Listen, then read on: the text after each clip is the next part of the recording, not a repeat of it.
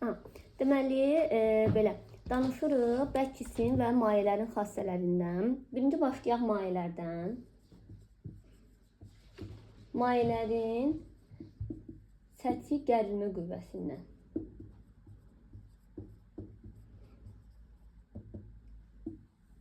Yox, ondan qabaq danışan mayələr isladan və islatmayan mayələr.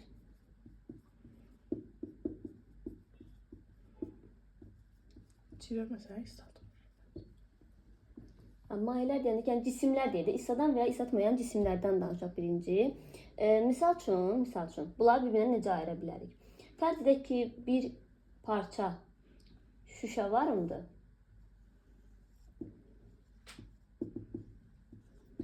Bir parçada pambıq varımdır. Düzdür?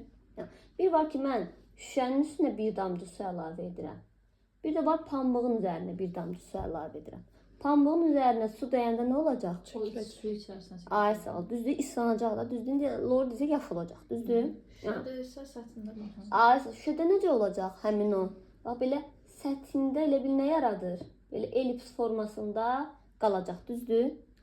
Ona görə maddələr iki yerə ayrılır. İsladan və islatmayan. Bax, belə səthində qalanda deyirik islatmayan.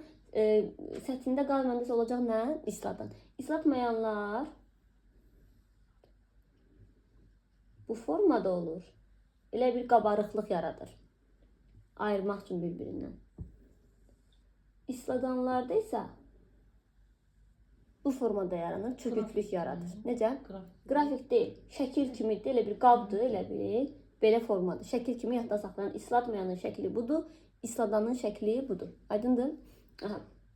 İslatmayan üçün deyirlər ki, maye molekulları arasındakı cazibə maye bərk molekulları arasındakı cazibədən nədir? Çoxdur ki, onu neynəməyib, ıslada bilmir də, düzdür?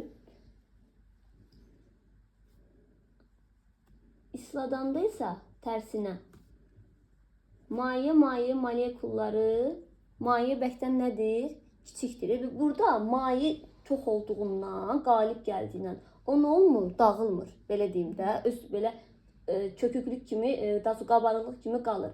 Amma burada maye kiçik olduğundan, maye arasındakı cazibə, burada nə olur artıq? Pambıq tutaq ki, pambıqdırsa pambığın səthinə nə edir? Qarışır. Başa düşürük? Bu isladan islatmayandır.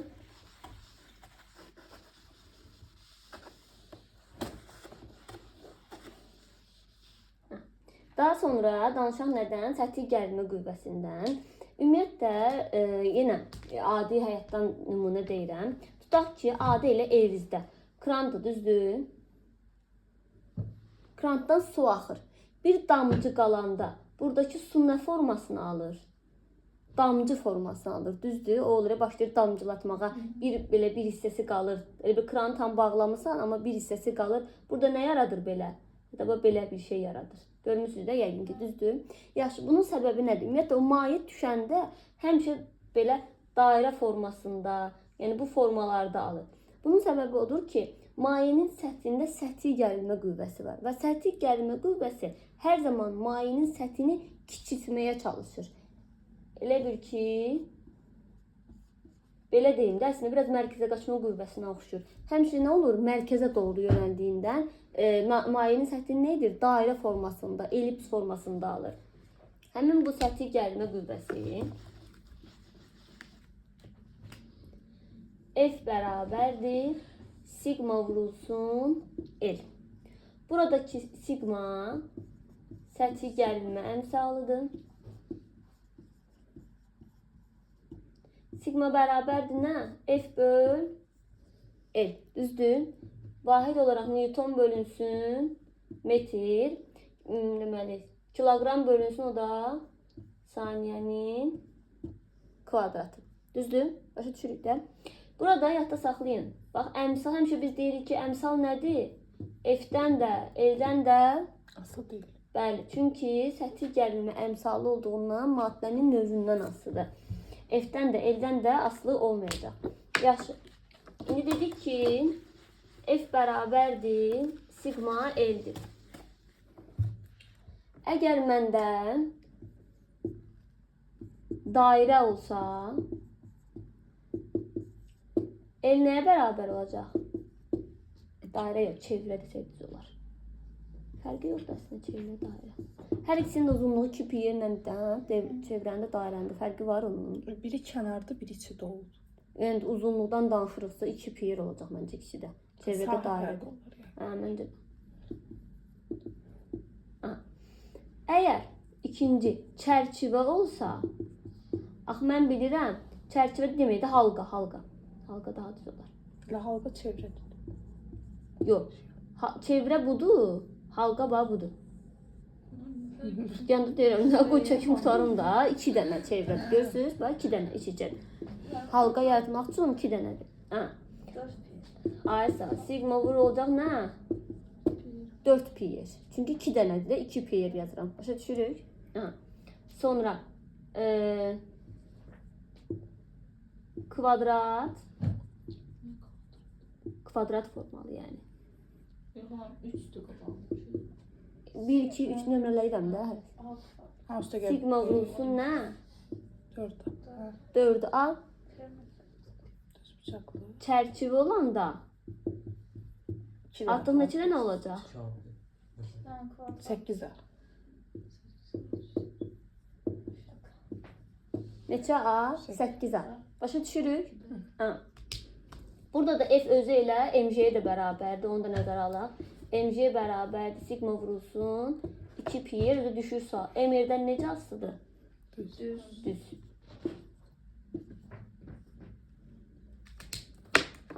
Bu səthi gəlmə qüvvəsi idi. Daha sonra bayaq dediyimiz kimi kapilyar bir borumuz var. Nazik kapilyar borudur. Onun içində su var. Həmin bu kapilyar borunun içindəki suyun hündürlüyü H bərabərdir. 2 sigma bölünsün rho J R düsturu ilə tapılır. Burada sigma bayaq dediyimiz kimi səthi gərilmədir. Rho sıxlıq, J sərbəst düşmə və yaxud da intensivlik, R radiusdur. İndi burada mən bilirəm axı, indi bir var ki adi H yer səthində, bir də var yer səthindən müəyyən hündürlükdə. Elə bil ki, mən bu kapilyar borunu, bu yer deyil, yer kürəsimiz. Bu kapilyar borunu aparıram, qoyuram yer kürəsindən müəyyən bir el məsafəsinə. Başa düşürük? Köhnə dərsimizdə yadımıza salaq, JH nəyə bərabər idi?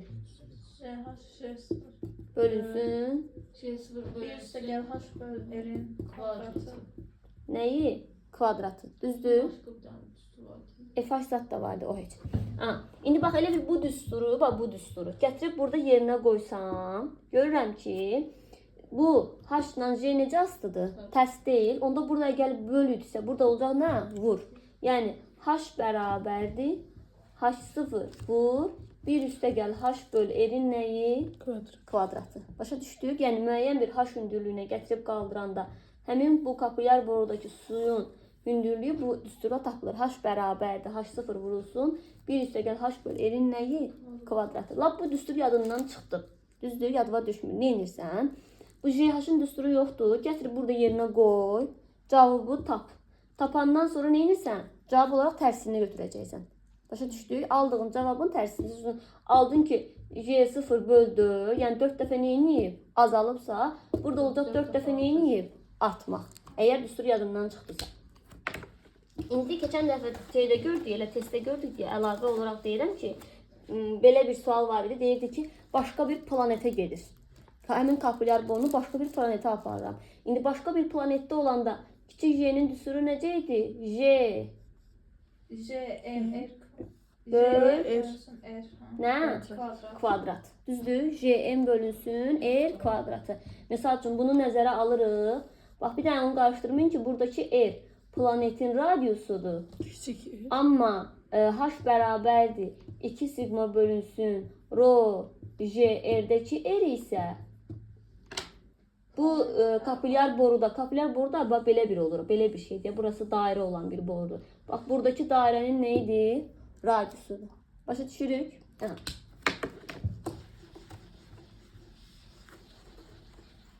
İndi həmin düstur eyni qalır, sadəcə J-ni yerinə o ədəd, o Bəli, indi orada indi yenə onsuz testi işləyəndə sual verəcəksiniz, mən böyük ehtimal izah edəcəm. Prosta elə belə məlumat kimi dedim ki, dərs keçəndə də bilərsiniz ki, məsəl üçün deyir ki, planetin kütləsi 2 dəfə çox, nə bilim, radiusu bu qədər çox.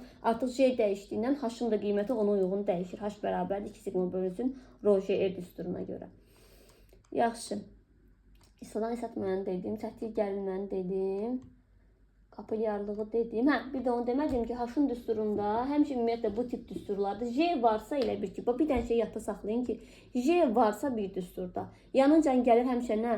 Müəyyən H hündürlüyü olan, başqa bir planeti olan J-nin elə bir düsturları həmişə yanında gəlir. J bərabərdir J m böl r kvadrat. Bir dənə də həmişə yanında nə gəlir? A tərci ilə yuxarı olanda olur nə? Üstə gəl. A tərci ilə aşağı olanda bunlar elə bir ki, J varsa həmişə bunlar yanında gələcək. Yəni ona görə itirməyin də özünüz. Elə J-yə uyğunlaşdırıb yola yaza bilərsiniz. 2 sigma A tərci ilə yuxarıdırsa rho J plus nə? A yazacağıq. A tərci ilə aşağıdırsa 2 sigma rho J minus A vurulsun nə? R olacaq həmişəki kimi. Furqan. Yox, onlar demək keçməyəcək. Baxın görün nəsə qaldı. Onlar gələn dərsədə. Birinci sən axırıncı elə bir şeydə dərsidir. Bunu dedim, bunu dedim, bunu dedim. Hə, bir dənə bərk cisimlərin növlərindən danışmadım. Onu da danışım ki, gələn dəfə gələn dərs. Qalanına gələn dərs deyəcəm. Deməli, bərk cisim, ümumiyyətlə biz keçən dərs dedik ki, maddənin aqreqat halları var. Maye, bərk, qaz. Bərk cismin özünün də 2 növü var. Amorflar. Sallayın. Bir də kristallar. Kristalların özünün də 2 növü var. Monokristallar. Adlarını ancaq biləcəksən bunların. Monokristal, polikristal sadəcə adını bilirsən. Ki kristalın növüdür. Bir də polikristallar. Doğum işləri. Necə? Yox. 100% elm.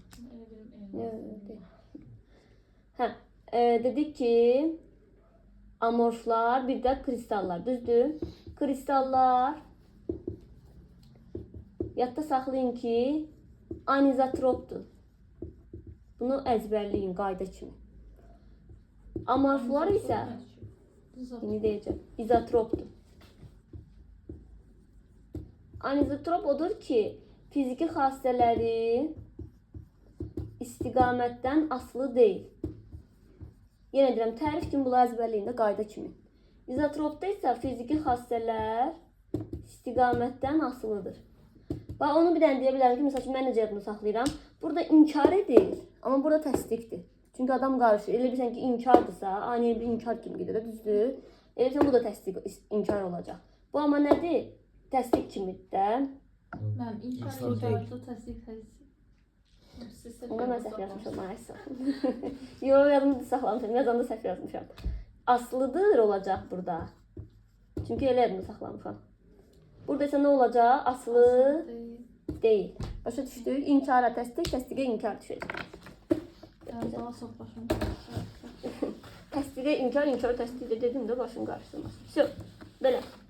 O, nə? Müəllim cəmciyyətdə saxlayıb, belə yap. Hə, elə yadda saxlayın. Çünki adam istər-istəməz qarışdırır. Elə bir təsdiqsə təsdiq, inkarsa inkar, amma elə deyil. Dayandır.